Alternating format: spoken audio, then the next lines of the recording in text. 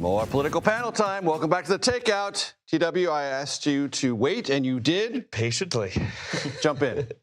Look, John is on the right track here. In politics, it's an addition game. It's not a subtraction game. The Catholic Church right now is booming. There's been articles written about it incessantly the past few weeks, especially among young voters. And I think Pope Leo's had a bunch to do with that as the first American pope. And so I don't see the upside of attacking the Pope, the vicar of Christ on earth, who, yes, is always going to push for peace and less death. Right. That's kind of his job. It's sort of built in anti-war. Yeah. Hello. And look, the Pope's brother, I guess, likes the president, as he likes saying all the time. Right. But my guess is if you keep bashing his brother, he might change his mind. So we don't want to lose him either.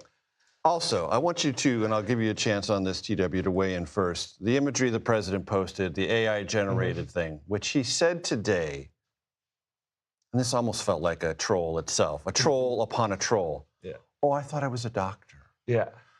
How many doctors are depicted with golden light coming out of not one but both hands? Please show that. Golden light coming out of both hands, okay? Sorry.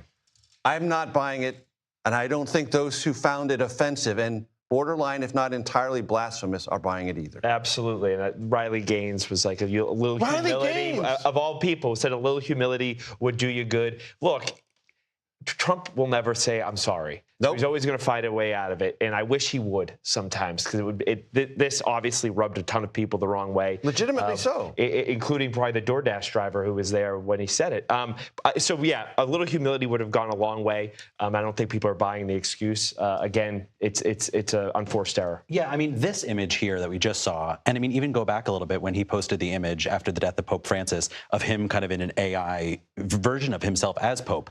Yes, you can kind of laugh about those, but in the interview we saw on Sunday with the 3 American cardinals, I actually thought that, exactly, I thought that Cardinal Supich's comment out of Chicago was the most appropriate, where he sat and said that he was very disturbed by the gamification of war. And these things are funny, but the imagery that the president has poped almost glorifying the taking of lives is something that's not funny. So I think that, yes, many people of faith are offended by that, but I actually think if you ask more people of faith and broadly people of goodwill, they would find the kind of callousness that he talks about these things with to be more alarming than these. Let me ask you, John, about some Cook Political Report moves over the weekend that indicated in some swing states, North Carolina, Georgia, Ohio, Iowa, Nebraska rather, some shifts not to predicted Democratic victories, but away from where things looked more solidly for the Republicans. Right. I mean, midterm elections are always about the party in power, right? They are always a referendum on that. And I think that right now we feel pretty good about the House. And these political wins are certainly putting Senate races more into the favor of Democrats than they probably would have been. I still think it's an uphill fight there. But one of the things that I think we really need to pay attention to in these Senate candidates is the quality of candidates that have been recruited. It's not just because of the political wins in these places. It's because Cooper is really great for North Carolina, and Sherrod Brown is really great for Ohio. So, I mean, even if there were the best wins without those candidates, I don't know that those states come online. But because those leaders have stepped up to run, we might see something come November. TW? Yeah, absolutely. I worked at the senatorial committee. Yes, right. I know you know how they measure all this stuff and how they sift things. Yeah, absolutely. And look, to your point, John's point, the president's in power. The Republicans have control. They are the focus of all the messaging.